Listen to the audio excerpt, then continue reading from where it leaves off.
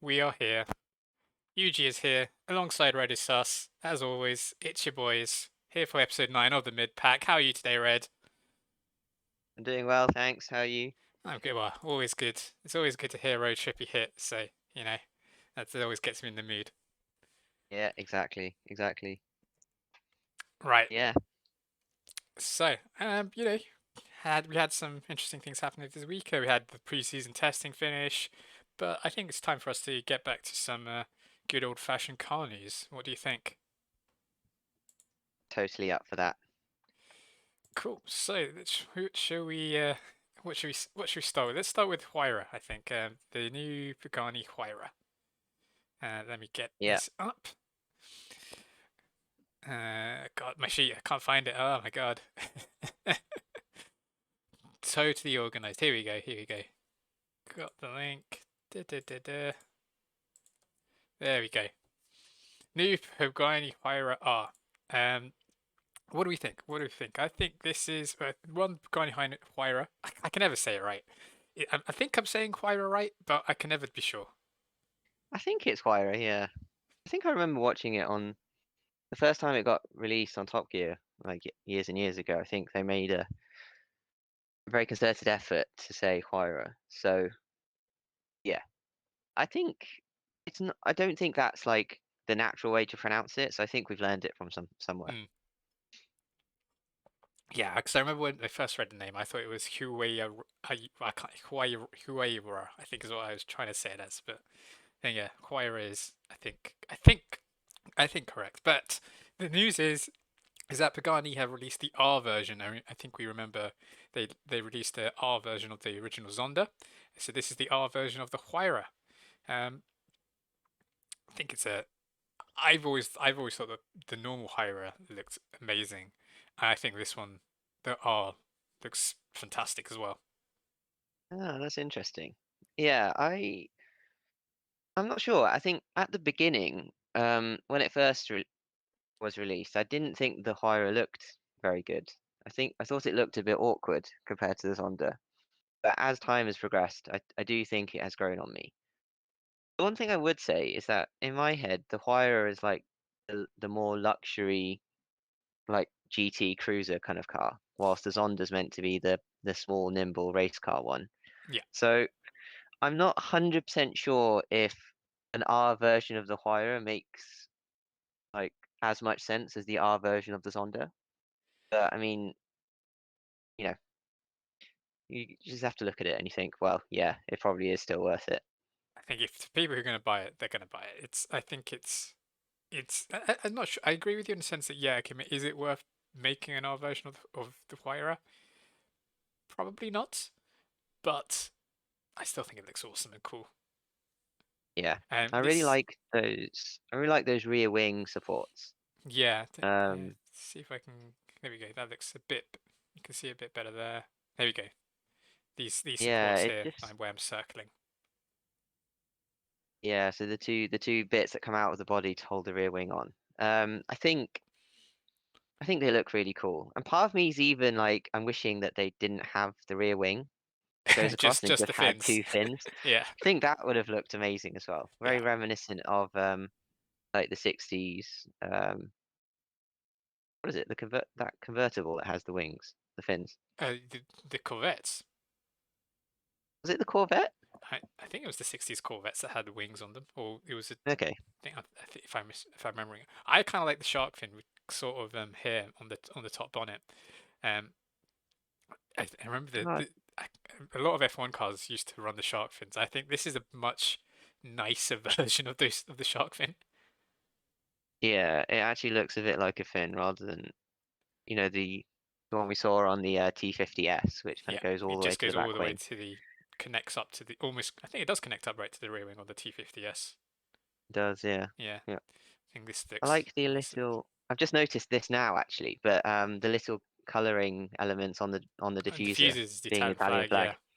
Yeah, that's pretty cool. it's very nice. I do like. It's very good. What do you make of the color scheme though? Um, yeah, my silence says a lot.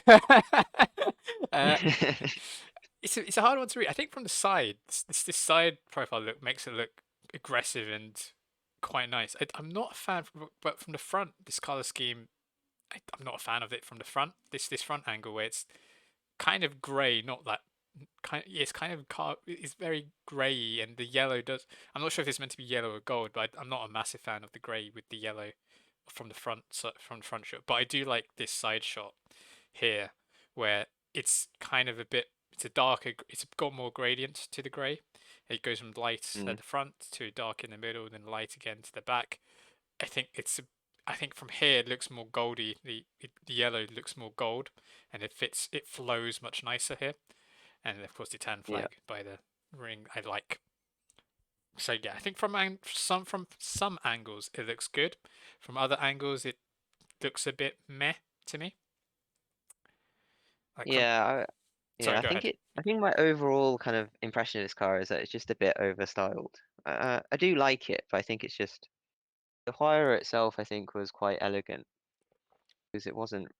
I don't think it. Well, I mean, it's a supercar, so obviously it is ridiculous. But amongst supercars, I've found, especially compared to the Zonda, it wasn't looked a bit more like reined in, Hmm, and this kind of pushes it that way, like too far. But anyway, I mean, it's impossible not to like it. exactly. I think it is. One thing I'm not a fan of is the white exhaust system here. It sticks out a bit and looks a bit tacky to me. I like the quadruple exhaust. I just don't like that it's white and it sticks out like a sore thumb. Mm, yeah, I'm kind of indifferent on that. I It don't think it looks amazing, but To me yeah, I it don't feels like hate a it tramp either. stamp. Okay, moving swiftly Moving on. swiftly on, Uh, yes. So which one? Which are is there some? Should we talk about the new 720S? yeah, yeah, Yes, good, good. So another another car let's maximize this. So this is a 720S GT3X.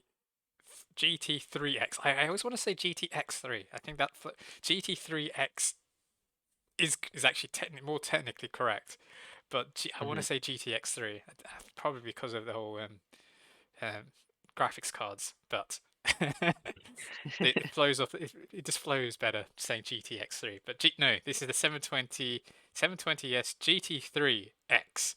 So this is obviously yeah, based on the 720S GT3 car. This is actually not road legal. This is one of those track only, but you can buy it kind of thing. This is like your hey, you can own a GT3 car, but you can basically own and experience a GT3 car on a race day, on a track event. For quite we had I think the original obviously like we had the FXX, the P1 GTR, and all those similar sort of cars. So this kind of follows that mold.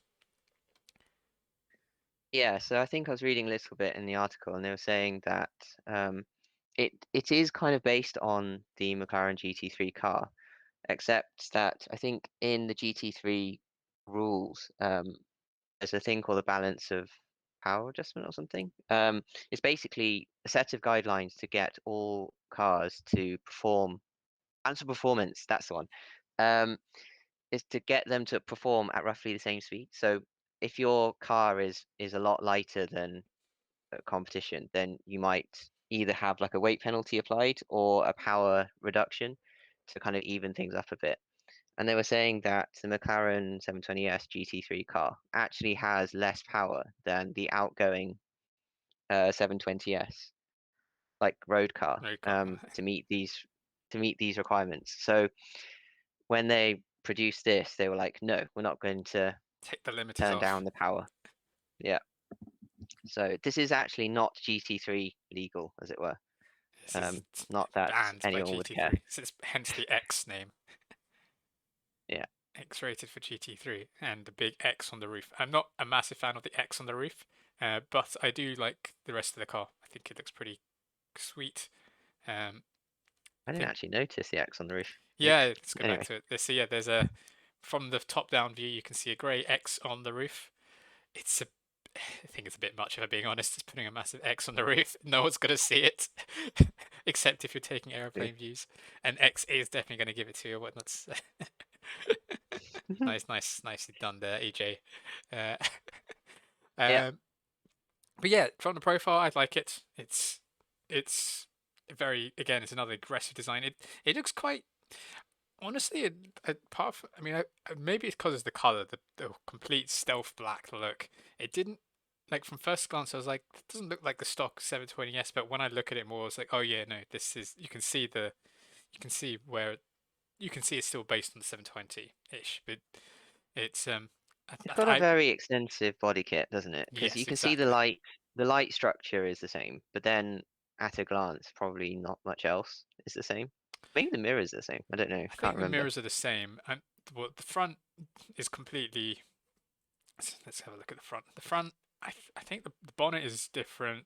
It looks wider in this picture. I'm not sure if it is or not. And the front diffuser is completely different. Huh. That's weird because from this picture, it actually looks a lot more like a 720S, Yeah, this one it does, but which is weird yeah, because the there three you go. quarter Here from we the go. front doesn't. Yeah, I think Oh, that's I think weird. the side skirts obviously new. Those are not normally there. Um, Yeah. and then from the three-quarter back, obviously the diffuser is a race car diffuser, not a normal diffuser. I think the lights are definitely the front lights and exhaust are the same, but everything else on the back looks different.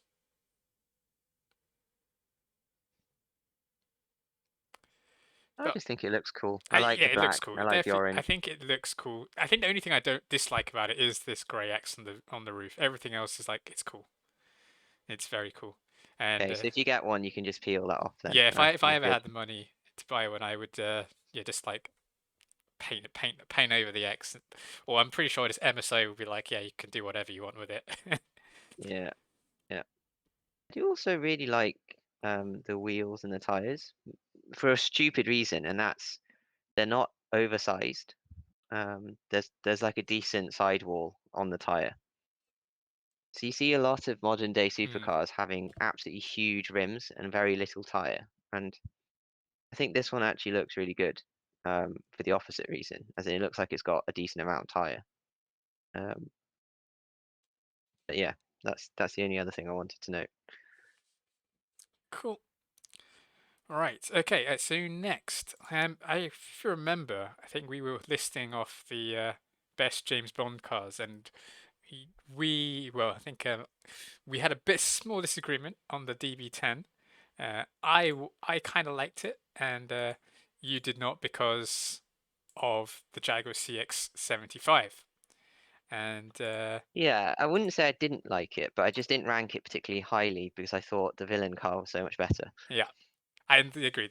I do agree that the villain's car in that movie was the CX-75 is cooler than the DB10. Um, Annoyingly, of course, the CX-75 never made it to production. It was I think Jaguar made a concept car and then made a test mule of the car, but it kind of got scrapped for whatever reason. But there is some good news. And the news is that the head designer of the CX-75 has started his own company called Kin. I can't say this. Kinshem, I think is how you pronounce it.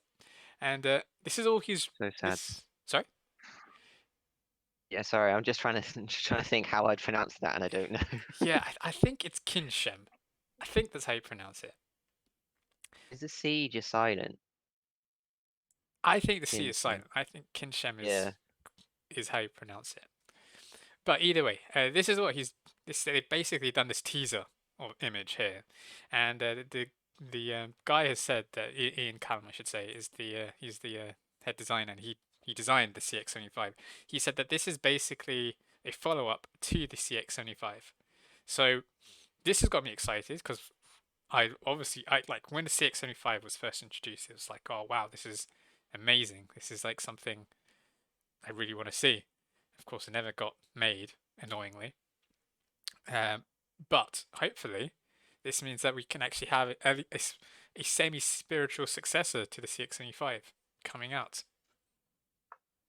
She's awesome. which is indeed awesome. Yeah. Does it say when they're actually going to make this thing? No, we in this article it doesn't actually say. It just says upcoming.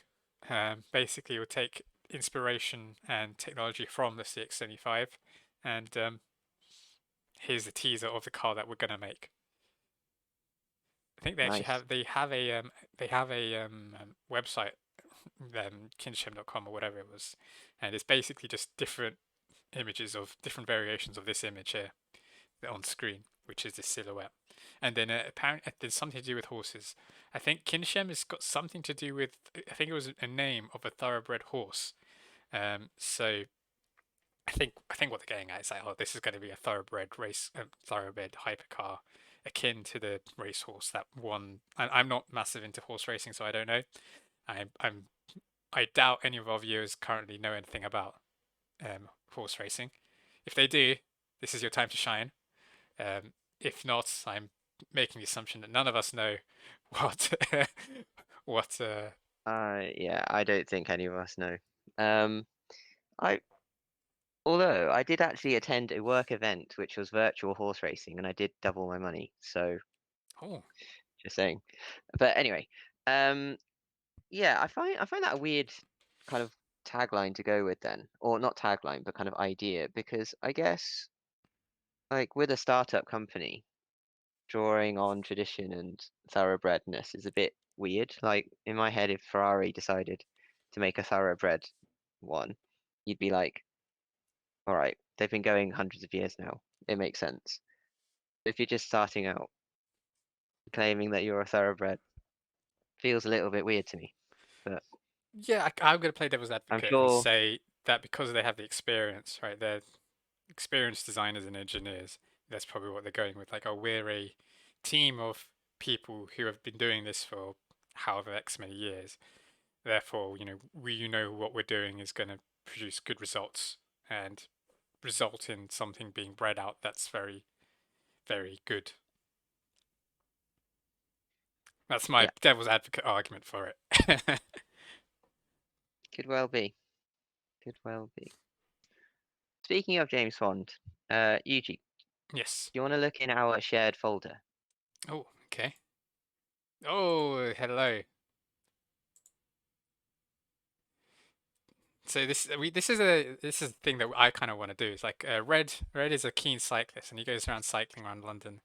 And I think what Red should do is get a GoPro and then just film the cars that he sees while he's on his cycling. Say, and then like Yeah. this could be a new series for us. But yeah. So the context is I end up cycling through Chelsea quite a bit, and as given the kind of reputation of the area, there are often very, very fancy cars driving around. And usually I just look at them and admire them, whatever. But then today, this wasn't in Chelsea to be fair, but today I was on my way back and I saw this car in the distance and I was like, I've never seen one in real life. I have to go after it. So it made a turn off my usual cycling path and I was like, I'm just gonna have to follow it. So took a detour, pedaled like crazy to try and catch it, and eventually caught it at a red light. I wonder what the driver must think of So, you and being stalked by a guy on a bicycle. well, it should have driven faster, to be honest. It's an old car. I can't drive that fast. True. We forget that these cars look like amazing, but by modern day standards, they are not very fast. No, Um, but yeah, yeah. So I don't actually know. I think this is a DB5. I was The going to say one this looks thing that more can, like a DB6. yeah, I don't know. That's the thing. I'm not an expert. Why do you say that? Mainly because I think the back end looks a bit like sloped down, whereas I think the DB5 slopes up. Let me get it.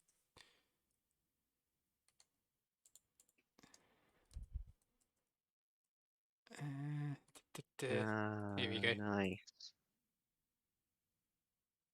So I think this is a DB. That's a five. That's a Looks like. Yeah, it looks more like a 5. Maybe we can just. Yeah, I think this looks a bit more like your car, right? That in the It's picture. true. The other thing I noticed was like the chrome bumpers in Yeah. like beside the number plate. The five often has like little sticky up bits. Yes. Don't know how to describe them, but yeah.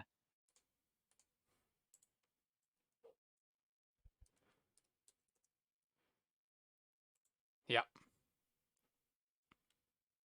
have like Yeah. these things, and it goes the bump goes Ah, all the way. So yeah, yeah. Unfortunately, it's not quite it's the not one that quite Bond's won. DB5, but yes, Not it's the one that won the. still very cool. Well, Still, I think the DB6 is probably rarer actually because it's not as as it's not not as wanted, if that makes sense. So there probably have not been as many that's been cared for and restored. So consequently, that means that the ones that do exist now are rarer and could potentially be worth even more. this one definitely did look well restored. It looked in Hmm. good condition. Yeah,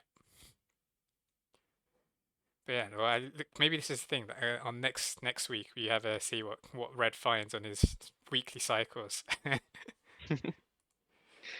I'll try and get my phone Yeah. in a more advantageous position. You should tape it to your helmet and then just Tape it like, to a helmet. yeah, just Yeah. like have it recording as you do your cycle.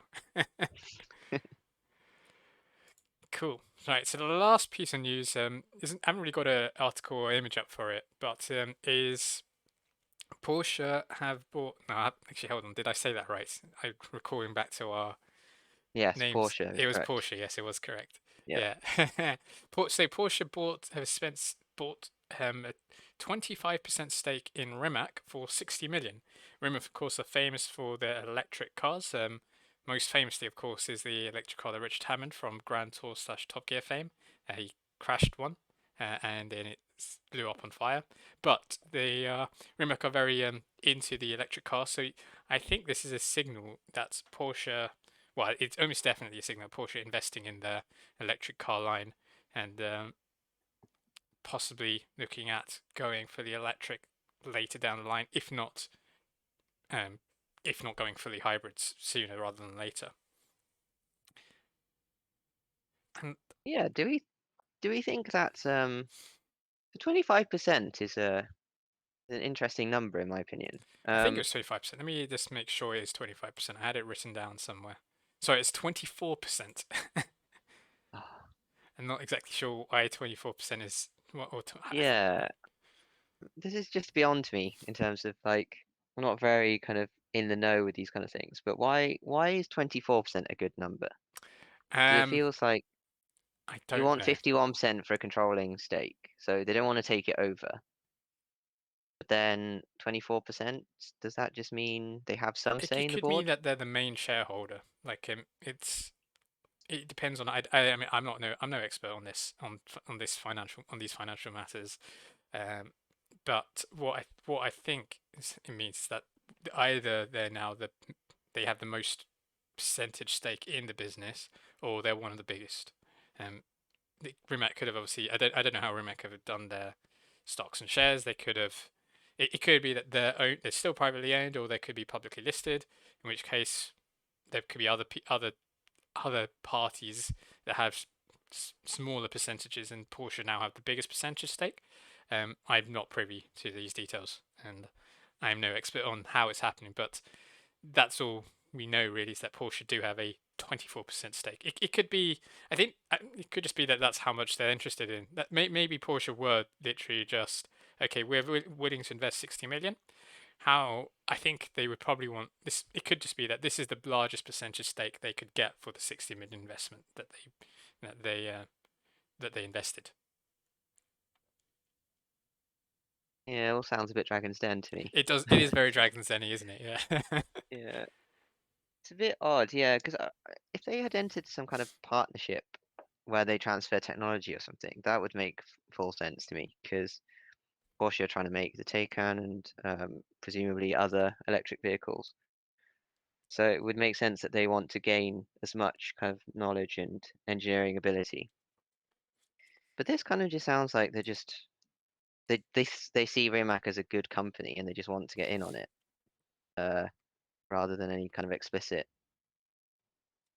kind of we're going to work together kind of thing. But maybe not.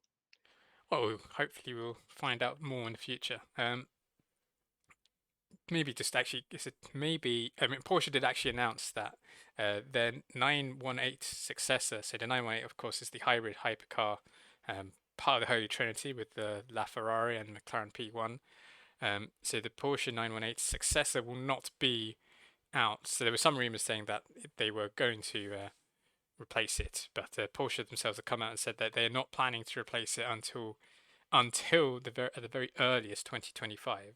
So it could mean that this Rimac deal is like, okay, they're trying to get their 918 successor to be more electric, and it won't be ready. Or they want this partnership with Rimac to develop before they do their 918 That would successor. make that would make a lot of sense. I feel like the world is going increasingly electric, so the yeah, I think the 918 was actually the most hybrid of all the Of the Holy three, yes, it Trinity. was. Yeah, So it makes sense that it would then be kind of more electric in the next generation. indeed. Right, I think that covers the news. So I think it's time to get back to our car fights. So if you remember last week, we had the Mustang from Bullet take on the Too Fast Too Furious Skyline and prevailed. Um, I think it was a bit of a tight battle, but I think the Mustang did win out in the end. It's uh, probably I think we successfully argued that okay, the Skyline was the better car, but the Mustang had more impact on the culture, and in the film it had more of a prevalence, hence why it won. So this week we've got an interesting battle. We've got the theme of small family hatchbacks or small family European cars. We've got the Mini Cooper from the Italian Job, and we've got Herbie from the Herbie series of films. So I will be representing Herbie, while Red will be representing the Mini Cooper.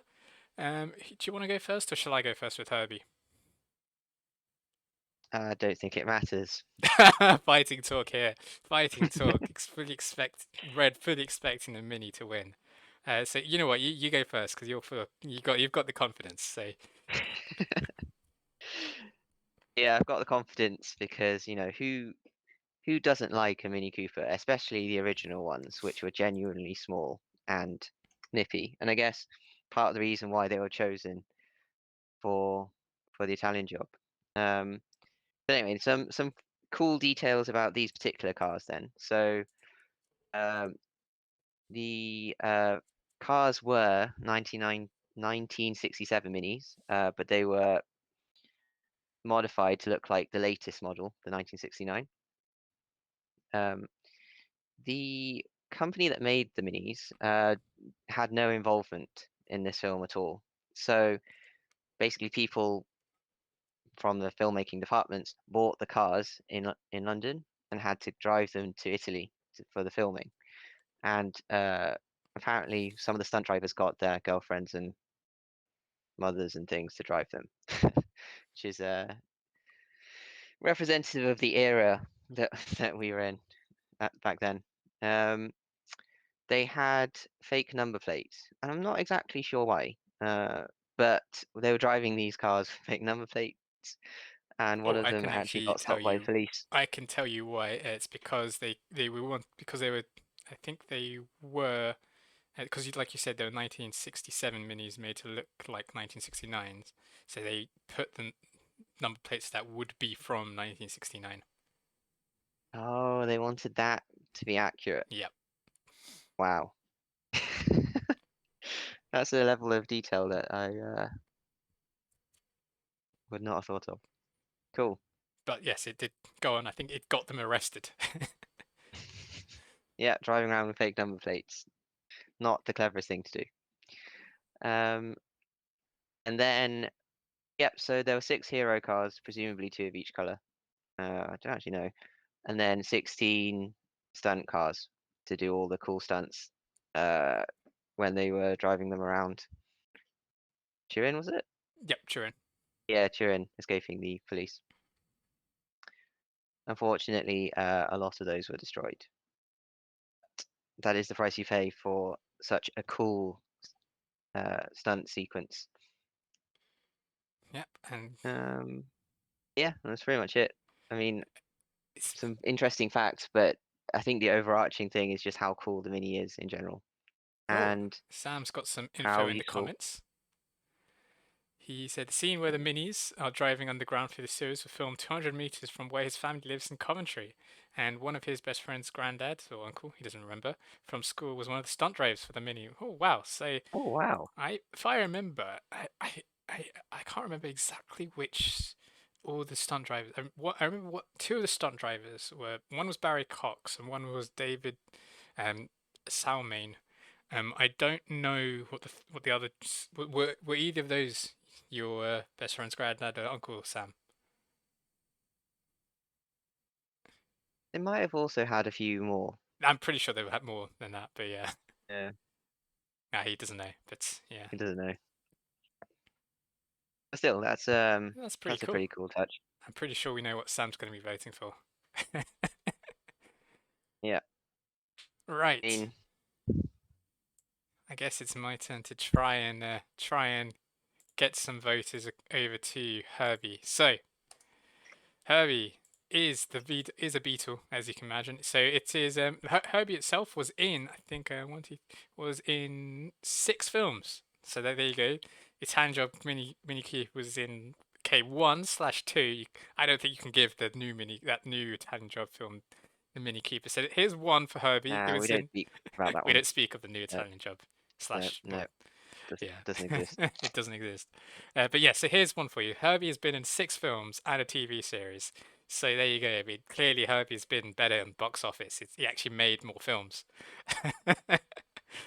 So Herbie itself was so actually the 1968 film was actually based on a story called Carboy Girl, um, and Herbie was the was actually a beetle in the on the story itself. Herbie, of course, is sentient. He can drive itself and does so.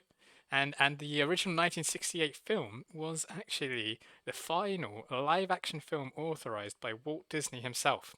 So yeah, the Herbie film was the final film for Walt Disney authorized to be live action. So that's pretty something. So they Hmm. actually used the 1963 model for Herbie in the first film.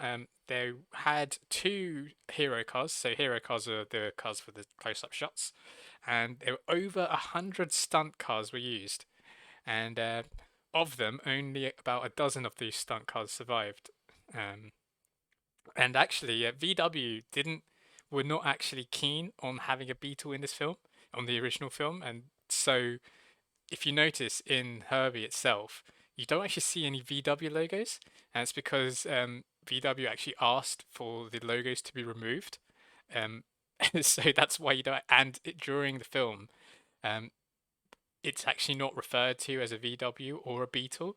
It's referred to as a Douglas Special, the little car, or the compact car. So that's something that's kind of a little interesting fact. By the time of the second film grossed, I think, around $51 million in back in 1960. I'm not sure how much that is for adjusted, but back then it was around $51 million. And the VW were like, oh yeah, okay, this is actually gonna make us some money. So by the time of the second film, they were like, okay, yeah, let's put the logos back on, and it was then referred to as the Beetle and VW from then on in. Um, One final fact is I think it's in the fourth film, Herbie actually is driven into, is dropped, sorry, I think he's dropped into the ocean, and that stunt car was never recovered. And so there's actually I think it gets dropped off into the Pacific or somewhere. And so that stunt car's never been recovered. So if you ever do go diving somewhere in the Pacific, you may find a 1963 Beetle somewhere in the ocean floor. So I think it's now time for the audience for the audience, for chat to decide. Mini, type in Mini in chat if you want the Mini to go through, or type Herbie in chat if you want Herbie to go through. How long should we give them? A couple minutes? Yeah, a couple of minutes. Actually, I have a question. In the story, so when Herbie gets dumped into the ocean, Yep. what is the story that goes along with that? I You can't know, remember the fourth film very well because I just remember reading this fact. Um, I don't actually that's remember. fine. Like, I'm just wondering whether he gets out of it somehow. like swims out of the ocean or something. I think you must do.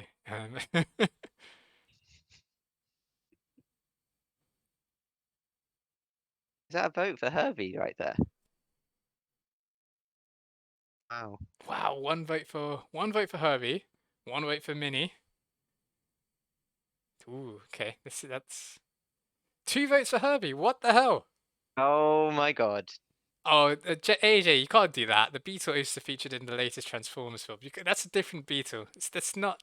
It's not. It's not the same as Herbie.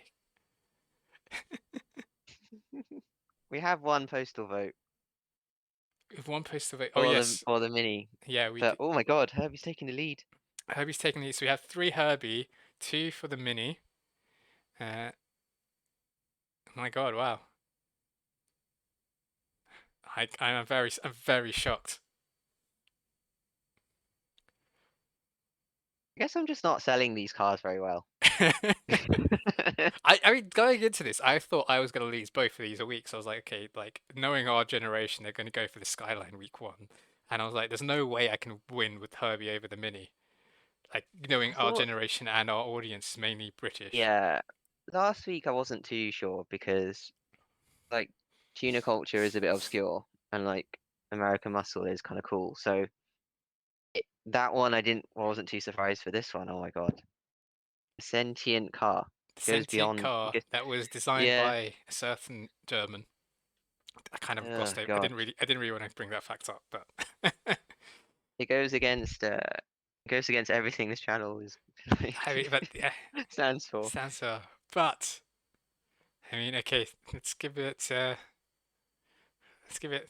until 37 until our timer hits 37 minutes. At which point, it's currently Herbie 3, Mini 2. That is it. Time is up. So, shock result. I think we all predicted that Mini would get a sweep, but no.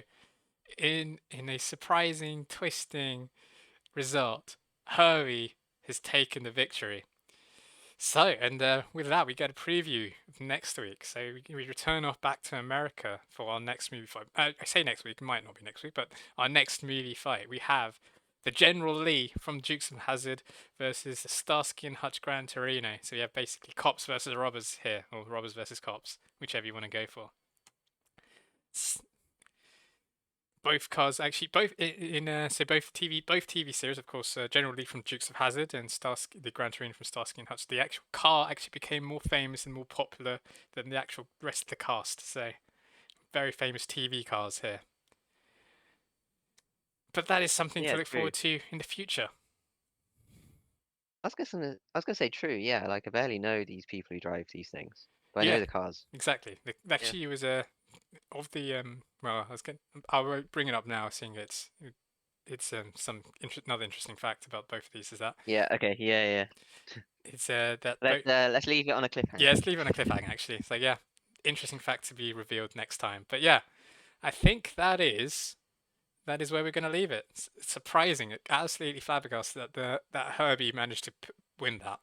Will be even more surprising if so Herbie will face the Bullet Mustang in the quarters when those take place. But if Herbie takes that, I'll be like, what's going on? What's wrong with our chat? But yeah, I think that's where we'll leave it off. Anything we want to plug before we say goodbye, Red? No, don't drink and drive still. Yeah, that's great advice. Never drink and drive. Don't text and drive. Just drive safe, you know. And if you're here, if you're watching this on YouTube, please subscribe to the channel. And if you're watching this on Twitch and you haven't followed me, why haven't you followed me? Follow it so you can get notifications to when we're going live. And while you're at it, why don't you follow the rest of the EMG clan? Follow your Ancient Jedi 1 for his Pokemon battles, and follow Dark Lord Samandel for his Zelda and his other Pokemon battles. Dark Lord Samandel and Ancient Jedi are in I think it's UGA Draft League. Correct me if I'm wrong, guys. Basically, they're in a doubles VGC. Well, I say doubles VGC. It's a VGC league where they're drafting Pokemon, and they will be they'll be playing other people in the league. I don't think they're playing themselves. They don't think they're. I think they're in the same bracket, but not actually playing themselves, unfortunately. But you should definitely check them out so you can watch their battles. And I think they used to do a podcast called Machamp of the Week where they take a look back at last week's battles. So definitely do check them out. And with that, I think it's to say we are no longer here. Goodbye and see you next week.